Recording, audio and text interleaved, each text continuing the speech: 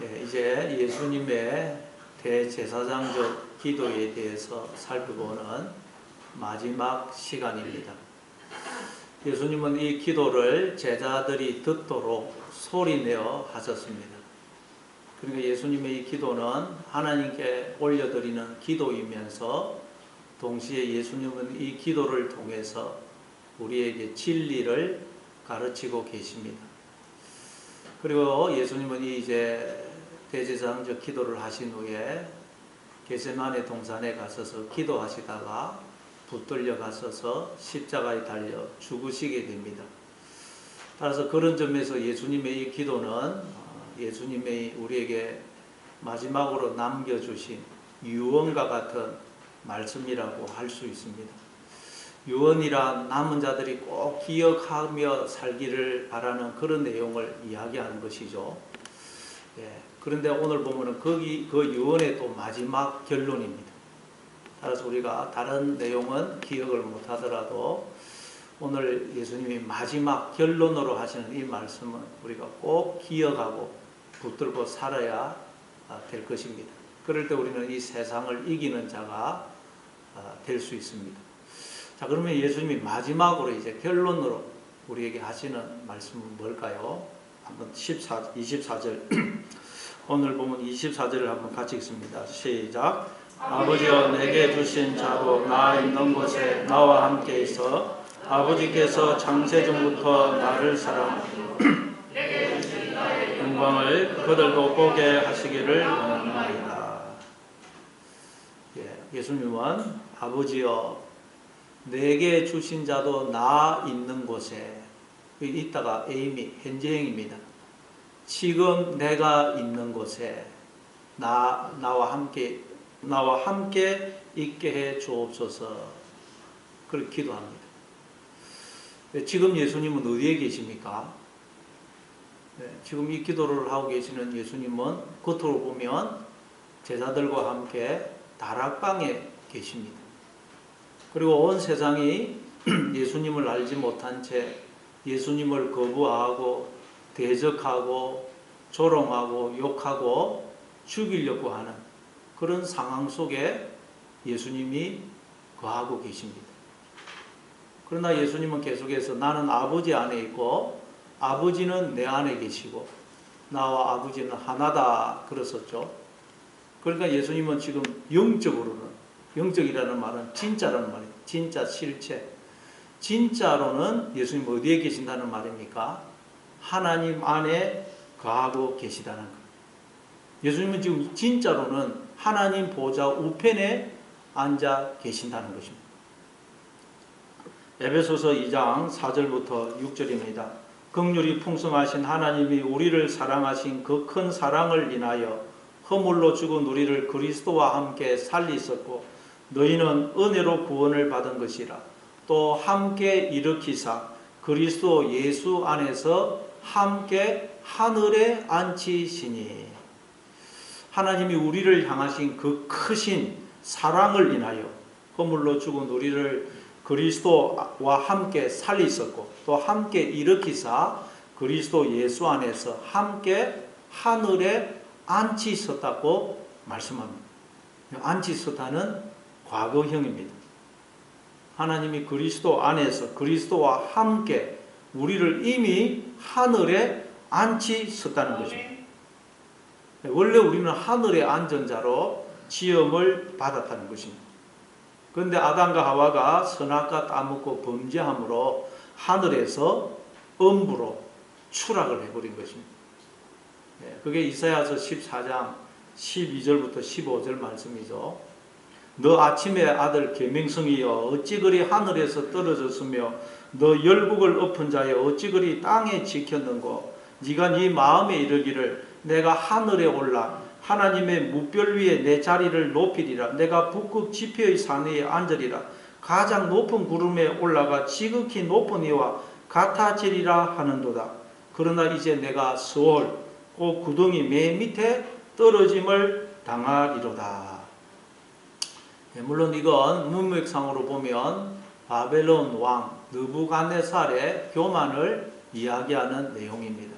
그런데 성경은 지금 그 느부갓네살 왕의 교만을 빌어서 우리 이야기를 하고 있는 것입니다. 원래 우리는 하늘이신 하나님이 우리와 하나가 되어 주심으로 하나님의 하늘 되심에 참여하여 우리가 생명으로 존재하게 되었다는 것입니다. 그게 창세기 2장 7절 하나님이 땅의 흙으로 사람을 지으시고 그 코에 생기를 불어넣으시니 사람이 생명이 되니라 라는 말씀의 의미입니다. 근데 그랬더니 인간들이 스스로 하늘이 되려고 하늘이신 하나님을 떠나더라는 것입니다. 그러니까 어떻게 되느냐? 하늘이 되는 게 아니고 하늘에서 저 엄부 속으로 추락을 해버리더라는 거예요. 그래서 엄부 속에 무덤 속에 갇혀버리더라는 것입니다. 이게 하나님을 떠난 모든 인간들의 실상입니다. 그래서 예수님이 다시 우리를 거기서 끄집어내어 하늘에 앉히시려고 이 세상에 오신 것입니다. 그래서 이제 우리가 예수님을 믿게 되면, 즉 예수님 안에 가게 되면 우리는 엄부에서 무덤에서 나와 하늘에 앉은 자가 된다는 것입니다. 하나님 보좌 우편에 앉게 됩니다. 즉 하나님의 그 머리 되심에 하늘 되심에 참여하게 됩니다.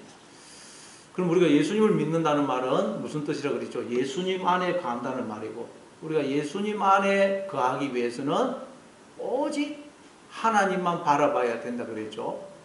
방주 위에 난 그 창을 통해서 성경이 설명하고 있죠. 그래서 우리가 오직 하나님만 바라볼 때 우리는 그리스도 안에 가게 되고 무덤에서 나와 하나님 보좌 우편에 앉게 됩니다. 근데 우리가 하나님만 바라보기 위해서는 우리가 낮아져야 됩니다. 낮은 곳으로 내려가야 됩니다. 그래서 하나님께서 범죄한 아담과 하와를 향해서 너는 흙이니 흙으로 돌아갈지니라. 이 말은 우리의 본질은 흙이기 때문에 우리는 흙이 있어야 될 자리, 그 땅 아닙니까? 땅으로 돌아가야 된다는 거예요. 여러분, 흙은 어디에 있습니까? 흙은 항상 사람의 발밑에 있어요. 짐승의 발밑에 있고 사람의 발밑에 있습니다. 저 산 위에 올라가도 흙은, 땅은 항상 사람의 발밑에 있습니다. 근데 만약 이 흙이 자기의 자리를 벗어나서 하늘에 올라가려고 그러면 어떻게 되겠어요? 이 흙이 하늘에 올라가려고 그러면 하늘에 떠다니는 미세먼지가 되고 황사가 되고 말이에요. 그러면 여러분 그게 막 그냥 우리의 눈을 따갑게 만들고 미세먼지가 호흡기 질환을 일으키고 또 혈관을 타고 들어가서 우리의 모든 장기를 손상시키게 됩니다. 흙의 자리, 땅의 자리를 벗어난 이 흙 먼지는 아무 쓸모없는 존재가 됩니다. 그러나 이 흙이 원래 자기가 있어야 될 자리, 흙의 자리로 내려가게 되면 어떻게 됩니까? 그때 이 땅은 하늘을 품게 돼요. 하늘에서 비를 내려주고 햇빛을 비춰주죠. 그러면 이 땅에 온갖 시내와 강물이 흐르고 거기에 물고기들이 자라고 온갖 땅에서 꽃이 피어나고 열매를 맺게 됩니다. 바로 하늘이 땅 속에 들어와서 땅을 통해서 능력과 역사를 행하고 그 하늘이 자기를 드러내는 것입니다. 말하자면 우리는 땅이라는 것입니다. 흙이에요. 그런데 하나님이 흙인 우리 속에 들어오셔서 우리를 통해서 당신의 능력과 역사를 행하시고 우리를 통해 당신을 드러내고 계시는 것입니다. 그래서 우리가 다 이렇게 생명으로 존재하고 있는 것입니다. 그런데 인간들이 스스로 하늘이 되겠다고 원래 우리가 있어야 될 흙의 자리를 벗어나게 된 것입니다. 그러더니 공중에 떠다니는 먼지처럼 되어버린 것입니다. 그래서 시편 1편에 보면 그런 우리를 두고 바람에 나는 겨와 같도다 그러죠. 바람에 나는 겨와 같은 신세가 된 것입니다. 그럼 우리가 다시 하늘의 안전자가 되기 위해서는 하나님의 그 하늘 되심에 머리 되심에 참여하기 위해서는 어떻게 해야 되겠어요? 다시 흙으로 돌아가야 돼요. 원래 우리가 있어야 될 자리, 흙의 자리, 땅의 자리로 돌아가야 됩니다. 그러나 우리 스스로는 절대 흙의 자리로 내려갈 수가 없다는 거예요. 인간 중에 절대 그 누구도 스스로 흙의 자리로 내려가는 자가 없더라는 거예요. 왜? 스스로 다 자기의 주인이 되어 있고 머리가 되어 있고 하나님 자리를 찬탈해서 하나님 자리에 앉아있는 인간들이 누가 그 자리를 포기하겠어요? 인간 중에는 절대 그걸 포기하는 인간이 없더라는 거예요.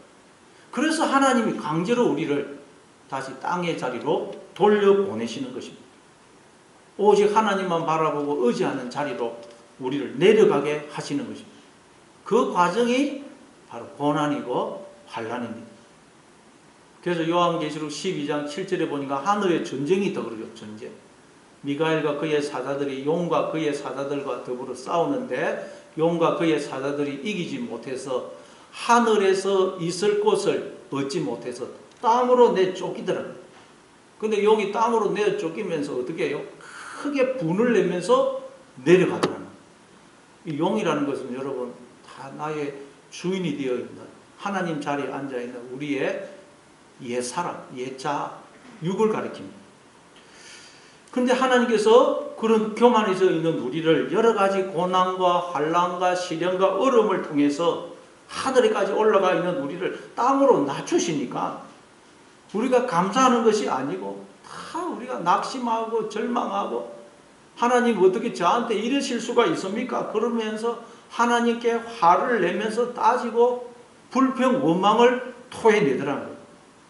하나님은 다시 우리를 하늘에 앉히시려고 하나님 보좌 우편에 앉으시려고 그러는 것인데 그걸 모르고 모든 성도들이 그냥 절망하고 낙심하고 불평, 원망을 토해내더라고요. 그렇죠. 그러나 여러분 하나님이 나를 낮추시면 우리는 감사해야 됩니다. 왜냐하면 우리가 땅의 자리로 내려가야 하나님 보좌 우편에 앉을 수가 있기 때문입니다. 야고보서 4장 10절에도 보면 주 앞에서 낮추라. 그래야 하면 주께서 너희를 높이시리라. 마태복음 23장 12절에도 보면 누구든지 자기를 높이는 자는 낮아지고 누구든지 자기를 낮추는 자는 높아지리라. 예수님은 바로 우리 앞서 이 길을 걸어가신 거예요. 우리가 어떻게 해야 다시 하나님 보좌 우편에 앉을 수 있는지를 미리 이 길을 가심으로 보여주신 것입니다. 그게 그 유명한 빌립보서 2장 5절 이하의 말씀이죠. 우리 한번 빌립보서 2장 5절부터 11절까지 한번 같이 읽어보겠습니다. 빌립보서 2장 5절부터 11절 같이 읽습니다. 시작. 너희 안에 이 마음을 품으라. 곧 그리스도 예수의 마음이니 그는 근본 하나님의 본체시나 하나님과 동등됨으로 취할 것으로 여기지 아니하시고 오히려 자기를 비워 종의 형체를 가지사 사람들과 같이 되셨고 사람의 모양으로 나타나사 자기를 낮추시고 죽기까지 복종하셨으니 그 십자가에 죽으십니다. 그러므로 하나님이 그를 지극히 높여 모든 이름 위에 뛰어난 이름을 주사 하늘에 있는 자들과 땅에 있는 자들과 땅 아래에 있는 자들로 모든 무릎을 예수의 이름에 꿇게 하시고 모든 입으로 예수 그리스도를 주라 시인하니 하나님 아버지께 영광을 돌리게 하셨느니라. 그러니까 예수님은 철저하게 자신을 낮추셨다고 말씀합니다. 그리고 예수님은 땅의 자리로 내려가신 거죠. 그래서 오직 하나님만 바라보고 의지하고 순종하셨어요. 어디까지요? 십자가에 달려 죽기까지. 십자가에 죽으라 그러니까 그때도 한마디 말도 없이 순종을 하시더라고요. 그렇게 해서 예수님은 하늘에 하나님 보좌 우편에 앉게 되시더라는 거예요. 예수님은 먼저 우리 앞서 이 길을 걸어가심으로 우리가 다시 하늘에 앉은 자가 되기 위해서는 어떻게 해야 되는지를 보여주신 것입니다. 그리고 하나님이 다시 우리를 하늘에 앉은 자가 되도록 하기 위해 우리를 낮추실 때, 흙으로 우리를 돌려보낼 때, 우리가 막 두려워하고 불안해할 때, 낙심하고 불평 원망할 때, 야 나를 봐, 너 지금 잘 가고 있는 거야. 하나님께서 너를 나처럼 하늘에 앉히시려고 지금 너를 낮추고 계시는 거야. 그냥 아무것도 두려워하거나 염려하지 말고 나처럼 오직 하나님만 바라보고 하나님만 의지해 힘을 내 그러시는 것입니다. 히브리서 12장 2절입니다. 믿음의 주여 또 온전하게 하시는 이 예수를 바라보자. 그는 그 앞에 있는 기쁨을 위하여 십자가를 참으사 부끄러움을 개의치 아니하시더니 하나님 보좌 우편에 앉아 섰느니라. 그럼 여러분 하나님께서 여러분을 낮추고 계십니까? 나를 아무것도 아닌 자가 되게 하셔서 오직 하나님만 바라보고 의지할 수밖에 없도록 하고 계십니까? 그렇다면 감사하시기 바랍니다. 여러분은 지금 하나님으로부터 청량할 수 없는 은혜와 사랑과 복을 받고 계신 것입니다. 하나님께서 여러분을 낮추실 때마다 예수님을 생각하시면서 그렇지, 예수님도 먼저 이 길을 가셨지. 하나님이 나를 낮추시는 것은 나를 버리셨기 때문이 아니고 나를 사랑하시기 때문에 나를 다시 하늘에 앉히시려고 그러시는 것이지 하고 오히려 감사하고 또 주님을 바라보시는 여러분 되시기를 바랍니다. 자, 그렇게 해서 우리가 하늘에 앉게 되면, 하나님 보좌 우편에 앉게 되면 어떻게 되느냐. 우리 오늘 본문 24절을 다시 한 번 더 읽어보겠습니다. 오늘 본문 24절 같이 읽습니다. 시작. 아버지여 내게 주신 자도 나 있는 곳에 나와 함께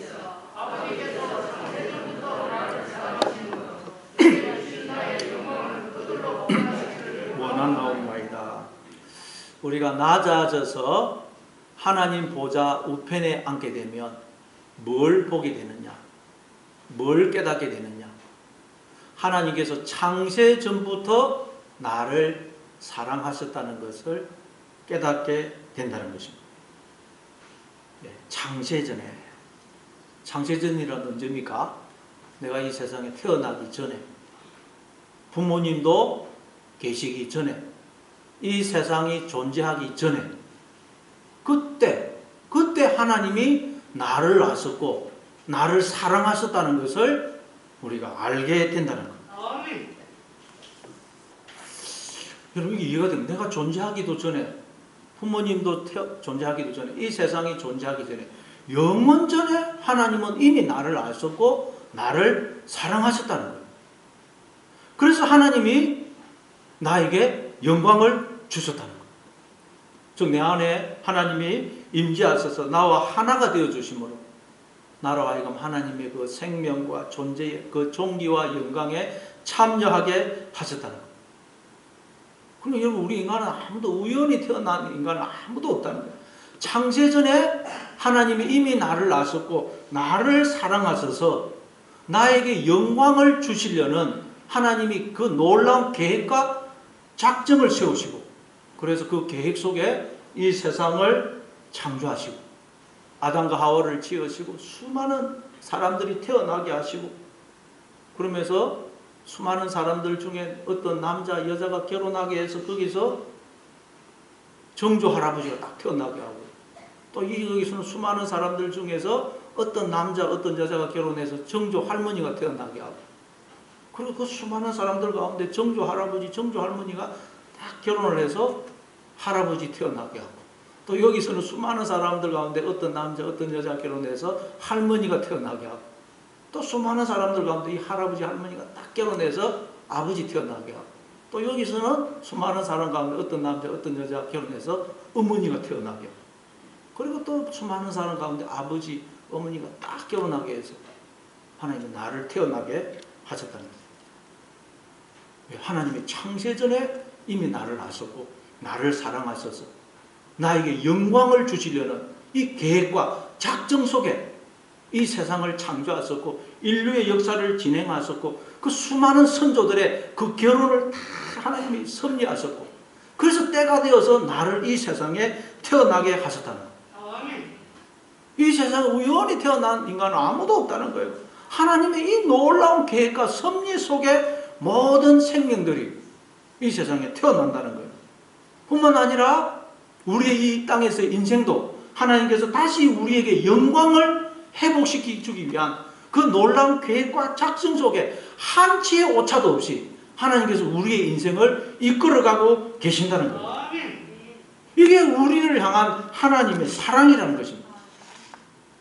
예수님은 이제 마지막으로 이 하나님의 사랑에 대해서 우리에게 말씀을 하고 계십니다. 이게 우리가 이해가 됩니까? 창세전부터 하나님 나를 아시고 나를 사랑하셔서 나에게 영광을 주시려고 이 세상을 창조하셨고 인류의 역사를 진행하시고 수많은 선조들의 결혼을 다 섭리하셨고 딱 나를 태어나게 하셨다. 확률적으로 이건 상상을 할 수가 없어요. 그래서 사도 바울은 이걸 고백을 하다 너무 놀래가지고 이렇게 감격해서 이야기합니다. 로마서 11장 33절부터 36절. 로마서 11장 33절부터 36절입니다. 같이 읽습니다. 시작. 깊도다. 예, 같이 읽습니다. 시작. 깊도다 하나님의 지혜와 지식의 풍성함이여 그의 판단은 헤아리지 못할 것이며 그의 길은 찾지 못할 것이로다. 누가 주의 마음을 알았느냐? 누가 그의 모사가 되었느냐? 누가 주께 먼저 들여서 갚으심을 받겠느냐? 이는 만물이 주에게서 나오고 주로 말미암고 주에게로 돌아갑니다. 그에게 영광이 세세에 있을지어다. 아멘. 사도 바울도 하나님의 이 사랑, 이 섭리 계획을 묵상하다가 너무 놀라가지고 그냥 이렇게 찬송하고 고백하고 있어요. 그런데 왜 우리가 하나님의 이 사랑을 깨닫지 못하고 있느냐? 다 이런 사랑을 받고 있는데 왜 이 사랑을 깨닫지 못하고 있다고요? 우리가 다 교만해져가지고 교만해져서 하나님의 사랑을 깨닫지 못하고 있다. 하나님이 나는 사랑하시지 않는 것 같아요. 아니라는 거예요. 교만해서 못 깨닫고 있다. 교만해서. 그런데 예수님은 자기를 낮추시고 죽기까지 복종하셨기 때문에 예수님은 이 하나님의 사랑을 온전히 깨달아 아셨어요. 그래서 예수님은 십자가의 죽음을 앞에 두고도 아무 두려움이 없는 것입니다. 왜? 십자가의 이 고난과 죽음이 나를 영광스럽게 하기 위한, 나를 다시 하나님 보좌 우편에 앉히기 위한 하나님의 사랑임을 아셨기 때문입니다. 그래서 예수님은 십자가의 죽음을 앞에 두고도 그 마음의 기쁨과 평안이 넘쳐났던 것입니다. 평안을 너희에게 끼쳐놓으니 꼭 나의 평안을 너희에게 주노라. 내가 이것을 너희에게 이르면 내 기쁨이 너희 안에 있어 너희 기쁨을 충만하게 하려 함이라. 십자가의 앞에 죽음을 앞에 두고도 기쁨과 평안이 지금 넘쳐나고 있다는 거예요. 그래서 예수님은 뭐라고 고백을 합니까? 오늘 보면 25절을 한번 보겠습니다. 25절, 오늘 보면 25절입니다. 네, 25절 같이 읽습니다. 시작. 의로우신 아버지여 세상의 아버지를 알지 못하여도 나는 아버지를 알아사옵고 그들도 아버지께서 나를 보내신 줄 알아사옵나이다. 예수님은 지금 하나님의 사랑을 깨닫고 하나님의 사랑 안에 거하고 계시며 우리도 이 하나님의 사랑을 깨달아 사랑 안에 거하기를 원하고 계십니다. 이 사랑을 지금 예수님은 생각하고 이 사랑에 감격하고 있어요. 그러면서 예수님은 하나님을 어떤 분으로 부르고 계십니까? 의로우신 아버지요. 그렇게 불러. 아니 우리 생각에는 사랑이신 아버지요 이렇게 불러야 될 것 같은데 예수님은 의로우신 아버지요 그래요. 우리가 알고 있기는 사랑하고 의라는 것은 좀 반대되는 개념 아닙니까? 의라는 것은 죄는 반드시 심판하는 걸 말해요. 잘못된 것은 반드시 고치는 걸 의라 그럽니다. 근데 예수님은 하나님의 사랑을 지금 생각하고 이야기하는 중에 의로우신 아버지요 그래요. 그러니까 이 말은 무슨 뜻이겠어요? 하나님의 사랑이 이 역사 속에서는 우리의 인생 속에서는 의로 나타난다는 거예요. 하나님의 사랑이 우리의 삶 속에서는 의로 나타난다는 거예요. 그래서 여러분 부모는 다른 집의 자녀가 잘못된 길로 가서 별 신경 안 씁니다. 내 자식이 아니기 때문에. 그러나 내 자식이 잘못된 길로 가면 절대 그냥 안 둡니다. 말로 설득을 하든지 안 되면 야단을 치든지 그래도 안 놓으면 이놈아 너 죽고 나 죽자 그렇게 해서라도 반드시 그 자식을 잘못된 길에서 돌이킵니다. 왜냐하면 사랑하는 자녀이기 때문에. 하나님도 마찬가지입니다. 우리는 하나님이 사랑하시는 자녀이기 때문에 우리가 지금 다 잘못된 길을 가고 있기 때문에 하나님은 그냥 안 두고 반드시 우리를 잘못된 길에서 돌이키신다는 거예요. 우리에게 있는 죄와 더러움을 반드시 하나님은 씻기시고 우리가 입고 있는 더러운 옷을 반드시 벗기시고 의의 옷으로 입혀주신다는 거예요. 우리를 반드시 흙의 자리 오직 하나님만 바라보고 의지하는 자리로 내려가게 해서 우리를 영광의 자리 하나님 보좌 우편에 반드시 앉으신다는 거예요. 감사합니다. 그래서 사랑의 하나님이 이 역사 속에서는 우리의 인생 속에서는 마치 심판의 하나님 두렵고 무서운 하나님 매정한 하나님 의의 하나님으로 우리에게 나타난다는 것입니다. 그래서 역사 속에서 모든 성도들이 하나님이 안 계신 것 같아. 하나님이 나는 사랑하시지 않는 것 같아. 하나님이 나를 버리신 것 같아. 그렇게 오해를 하더란 거예요. 모든 성도들이. 아브라함도 이삭도 야곱도 모세도 다윗도 욥도 다 오해를 했어요. 우리도 신앙생활을 하다 보면 이런 오해를 할 때가 너무너무 많습니다. 그런데 알고 봤더니 하나님의 은은 하나님의 사랑과 같은 의미의 다른 표현이더란 것입니다. 하나님의 사랑과 하나님의 은은 같으란 거예요. 그 하나님의 사랑이 우리의 인생 속에서는 의로 나타나더라고요. 왜냐하면 우리는 지금 다 영광을 잃어버렸기 때문에 하나님이 다시 우리에게 영광을 회복시키기 위해서 우리를 다시 하늘에 앉히시기 위해서 하나님이 우리를 낮추시는 것이더라는 것입니다. 우리를 돌이키시고 우리에게서 죄와 더러움을 씻어내고 계시는 것이더라는 말씀입니다. 그게 우리에게는 고난으로 아픔으로 환난으로 다가오는 것입니다. 그래서 히브리서 12장 5절 6절에 보면 내 아들아 주의 징계하심을 경히 여기지 말고 그에게 꾸지람을 받을 때에 낙심하지 말라. 주께서 그 사랑하시는 자를 징계하시고 받아들이시는 아들마다 채찍질 하심이라. 요한계시록 7장 14절에도 보면 흰 옷 입은 14만 4천 정결케 된 성도들을 두고 이는 큰 환난에서 나오는 자들인데 어린 양의 피에 그 옷을 씻어 희게 하였느니라. 그러는 것입니다. 그럼 여러분에게 고난이 있고 어려움이 있고 환난이 있습니까? 내 힘으로 어떻게 할 수 없는 문제가 있습니까? 네, 감사하시기 바랍니다. 하나님이 여러분을 사랑하시기 때문에 여러분을 영광의 자리에 앉히시려고 지금 여러분을 낮추고 계시는 것입니다. 그 과정을 통과함으로써 우리에게서 교만이 죄가 조금씩 떨어져 나가는 것입니다. 자아가 깨어지는 것입니다. 옛사람이 죽어가는 것입니다. 눈에서 비늘이 조금씩 벗겨지면서 하나님을 보게 되고 알게 되는 것입니다. 예수님은 이 과정을 통과하셨어요. 그래서 예수님은 나는 아버지를 알아사옵고 오늘 25절에 보니까 나는 아버지를 알아사옵고 그들도 아버지께서 나를 보내신 줄 알아사옵나이다. 이 말은 하나님을 아는 예수님을 통해서 제자들이 하나님을 알게 되더라는 말입니다. 따라서 세상 사람들이 하나님을 알 수 있는 방법은 뭐겠어요? 하나님을 알게 된 우리를 통해서입니다. 우리가 아니면 세상 사람들은 하나님을 알 수 있는 방법이 없어요. 그래서 앞에 18절에 보면 아버지께서 나를 세상에 보내신 것 같이 나도 그들을 세상에 보내었고 그러시죠. 이제 우리는 예수님이 맡으셨던 그 역할, 직분을 맡아서 세상에 보냄을 받은 것입니다. 우리 이제 볼 수 없는 말씀이신 하나님, 영이신 하나님을 주변의 사람들이 보고 듣고 손으로 만질 수 있도록 우리의 삶을 통해서 드러내야 되는 것입니다. 이 일을 하도록 보냄을 받았어요. 자, 그래서 26절에서 예수님이 이렇게 말씀합니다. 자, 오늘 보면 26절. 네, 26절 같이 읽습니다. 시작. 내가 아버지의 이름을 그들에게 알게 하였고 또 알게 하리니 이는 나를 사랑하신 사람이 그들 안에 있고 나도 그들 안에 있게 하려 함이니이다.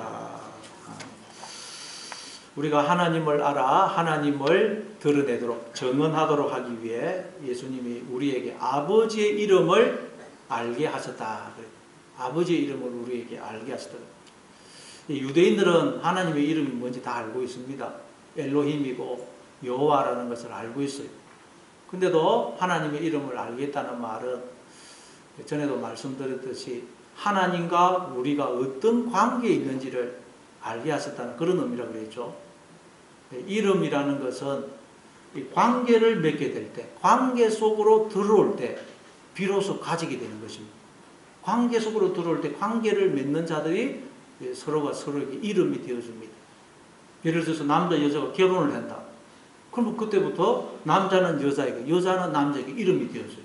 여자는 남자를 이름으로 얻어서 그때부터 누구의 아내라는 이름을 가지게 되고 남자도 여자를 이름으로 얻어서 그때부터 누구의 남편이라는 이름을 가지게 됩니다. 그리고 아이가 태어나서 부모와의 관계 속으로 들어오면 역시 부모는 아이에게, 아이는 부모에게 이름이 되어줍니다. 아이는 그때부터 부모를 이름으로 얻어서 누구의 자녀라는 이름을 가지게 되고, 또 부모도 아이를 이름으로 얻어서 그때부터 누구의 엄마, 누구의 아빠, 누구의 부모라는 이름을 가지게 돼요.